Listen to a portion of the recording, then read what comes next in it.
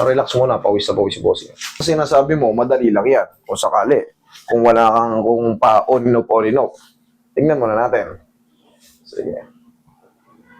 Sige na to.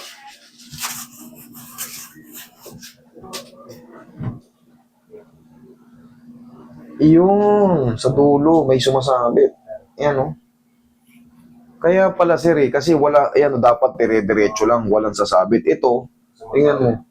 Ayun, oh, dito pa lang, dito banda, yun, oh, may pumipigil na. Kaya sir, ngayon, kaya sabi mo pawala-wala, pa meron, tapos pag napagod ka, kirot.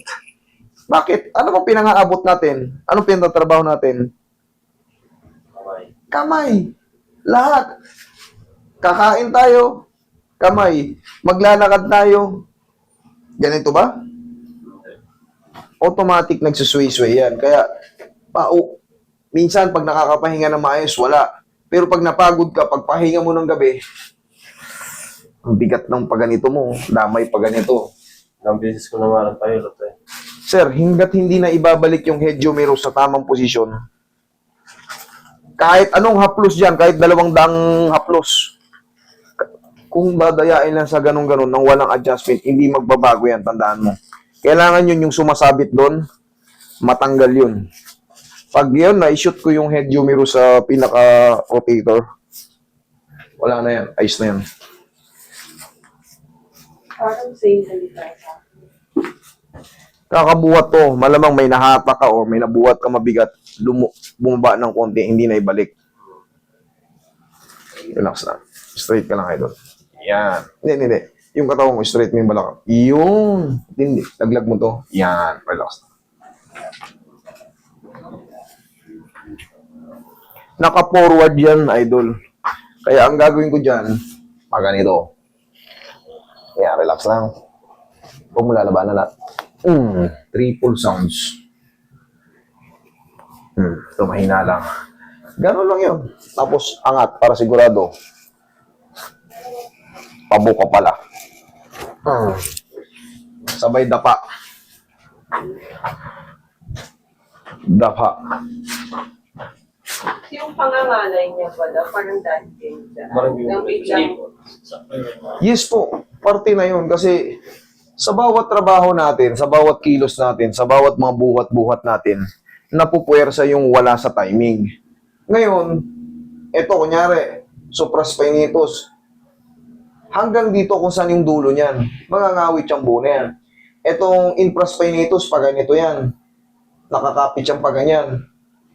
Pag sumakit na rito, katagalan, damay na yan, pati dito. Mararamdaman mo na yan. Kung hanggang saan yung dulo ng muscle, kung hanggang saan yung connection niya. Katagalan, lahat yan iinda. Dito, masakit yan, no? Oh. Sabi ko sa inyo, dito yung sumasabit, pero dito masakit. Kasi nga, magmula rito may paganon yan. Meron yung tinatawag na minor and major. Tapos, siyempre, kailangan ma-adjust muna to. Katagalan, eventually, yung kahinat niyan, mawawala rin yan. Kasi ito ang main problem eh. Okay, relax lang. Kailangan ibalik lang sa tamang posisyon tong sumasabit dito. Relax lang.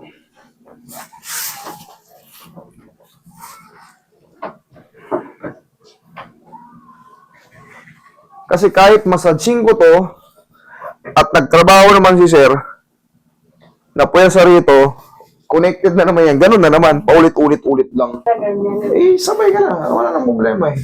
Low ba? Walang problema. Ang mahalaga, maayos ko yung sabay na kayo. Kung ano yung mo dyan, isasabay na lang ito. Walang problema eh. Kaysa naman babalik pa kayo, mas lalo kayo mahihirapan. Hindi naman natin, mas maganda yung nagsasabi kayo. Wala ako. Sa akin, hindi naman ako maghihirap ba ako pagka, hindi naman ako maghihirap. Relax lang. Relax lang. Okay. Inhale. Exhale. Ano siya, nung pag ginaganyan ko, pag matagal, bigla na siyang bumababa. Yan yun. Almost the same kayo ng ano. Ang sa tingin ko lang, nagiging diferensya lang.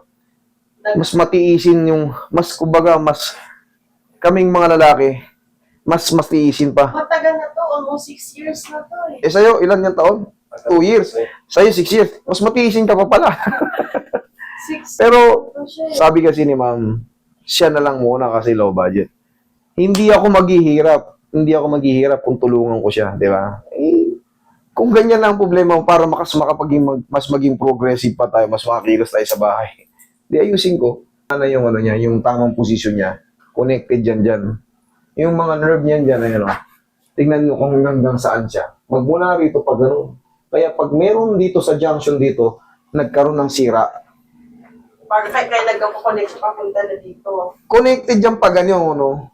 Connected dyan. Pag nag-ano na siya, connected na siya dito. Sa isang linggo, 2 beses ako nakakaramdam ng ganyan. Initiis. Siyempre, yung gawaing bahay. Ano bang kanan ka ba, kaliwete? Kanan. Kanan ka, di mas lalong mas puwersado. Kasi trabaho. Pag uwi sa bahay, trabaho ulit.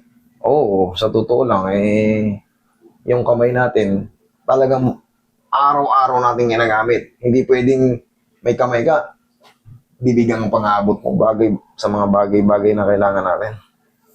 Magkakain ka nga lang Umagalaw na yan. Last na to, bossing. Ito, munalabanan na. Shoot na yan. Kanina, pag ginanon, pag ganyan, may pain na Ngayon, mas mabilis na yan. Wala na yung sumasabit. Kanina, kita nyo naman. Dali. Mas matuli na. Wala na sumasabit. Okay, idol, pero huwag kang magpakatiwala. Kasi kaayos lang yan. Narinig mo kayo yung 3-4 sounds dyan? Hindi porket ayos na, ay tiwala ka na, buhat ka agad ng buhat na mabigat. Ang pwede mo lang munang buhatin, pansamantala, kahit 1 linggo o 2 linggo, yung mga normal lang, mga 10 kilo, pababa. Pero yung maghatak ka na naman kung ano-ano mga bagay o mabubuhat ka na sobrang bigat, baka lumusot lang ulit siya. 2 years, mahirap kasi. Kumbaga, alalayan mo pa, ha? Kahit pa paano. Okay na? Thank you. Ikaw,